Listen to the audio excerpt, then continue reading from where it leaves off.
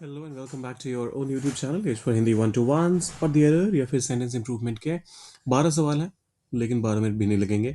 फटाफट से करते हैं इनको डिस्कस, देखते हैं क्या मिस्टेक्स हैं इनमें और क्या गुंजाइश है, क्या करेक्शंस हो सकते हैं। लेकिन सबसे पहले लाइक शेयर सब्सक्राइब वो कर दीजिए। आपको भी पता है हम जैसे नए नए क्रिएटर्स को ये कितना इंकरेज करता है। और आपके लिए तो फ्री है, तो करके करिए, करिएगा ज़रूर। करते हैं शुरुआत। उन्होंने सुझाव दिया कि हम समय पर पहुंचें। They suggested us to arrive on time. ये मैं बार बार डिस्कस करता रहता हूँ।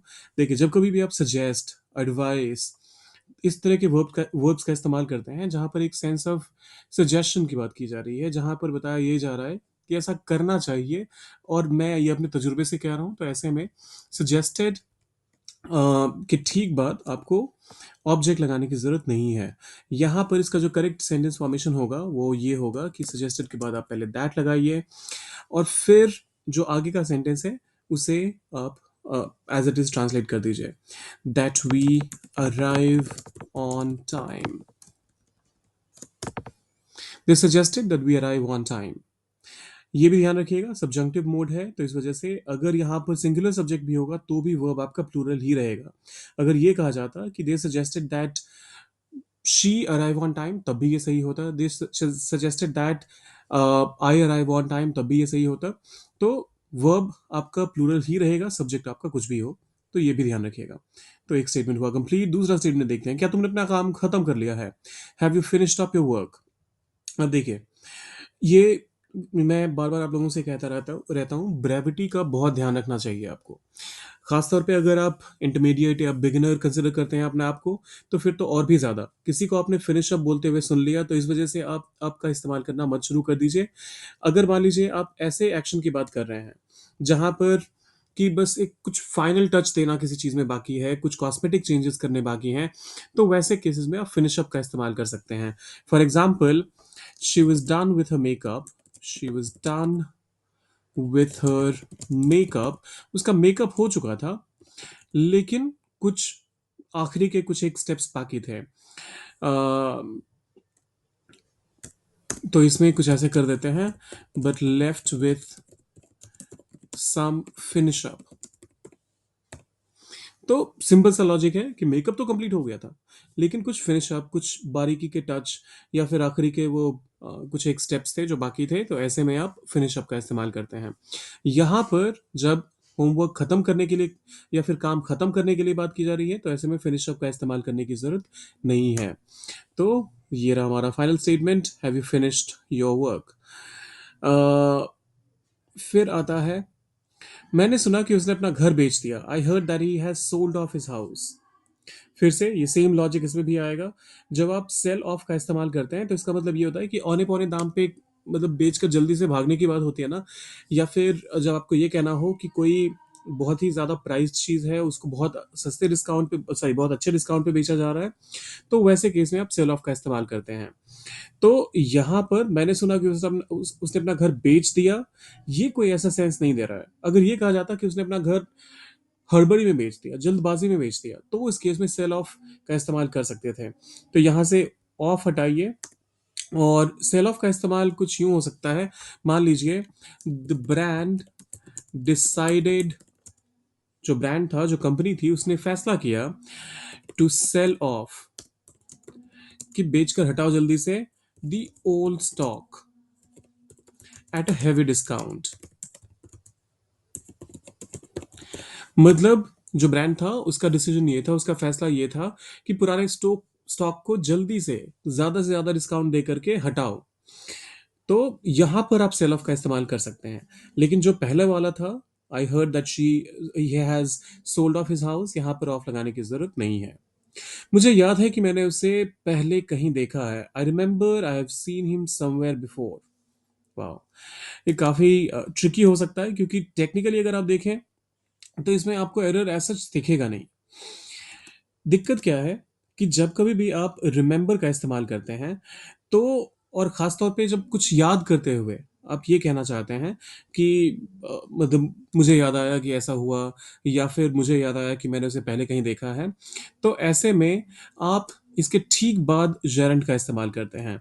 सो I remember seeing him somewhere before. I remember seeing him somewhere before. तो ये रहा हमारा फाइनल स्टेटमेंट। फिर आता है, यह सुझाव दिया गया कि वह परियोजना को समाप्त करे। It was suggested that he should complete the project. अब देखिए, सब्जेक्टिव मोड है, इसका क्या स्ट्रक्चर होता है हम थोड़ी देर पहले भी डिस्कस कर चुके हैं। It was suggested that he should की जरूरत नहीं है यहाँ पर, क्योंकि यहाँ पहले ही एक सेंस ऑफ सजेशन आ चुका है, और वो भी क्लियरली वर्ड के साथ। So it was suggested that he complete the project. यहाँ पर ये भी ध्यान रखिएगा, कंप्लीट नहीं करना है, सिंगुलर सब्जेक्ट है, देखकर कंफ्यूज हो सकते हैं आप। तो ही कंप्लीट द प्रोजेक्ट, बस इतना ही काफी है। शुड को हटाइए और आपका सेंटेंस हो गया कंप्लीट। कंप्लीटली सेंसिबल भी है। उसने पूछा कि क्या मैं उसे अपने साथ ले जा सकता हूँ। He asked can I take him along with me. उसने पूछा, ही आस्क्ड, क्या मैं उसे अपने साथ ले जा सकता हूँ, can I take him along with me. अब देखिए, ये फिर से आपको इस चीज का ध्यान रखना पड़ेगा कि अगर सेंटेंस शुरुआत में पॉजिटिव सेंस में है और आगे जाके ये एक क्वेश्चन में चेंज हो रहा है, इसका पूरा पैटर्न एक क्वेश्चन की तरफ इशारा कर रहा है, तब भी आपका पूरा सेंटेंस का सेंस पॉजिटिव ही रहेगा। तो इस वजह से आप यहाँ क्या करेंगे, he asked if I could take him along with me. So he asked if I could take him along with me. ये रहा हमारा फाइनल स्टेटमेंट। वह तुम्हारे मुकाबले तेज दौड़ता है। He runs faster compare to you. अब देखिए, कंपेयर्ड, जैसे ही आपने फास्टर का इस्तेमाल कर लिया तो वो तो पहले ही पता है कि कंपैरिजन हो रहा है, तो सीधा ही देन लगाइए, ही रन्स फास्टर देन यू। तो बस हो गया, सिंपल सा करेक्शन करेंगे और आपका सेंटेंस हो गया कंप्लीट। फिर आता है, वो ऐसा क्यों कर रहा है, why he is doing this.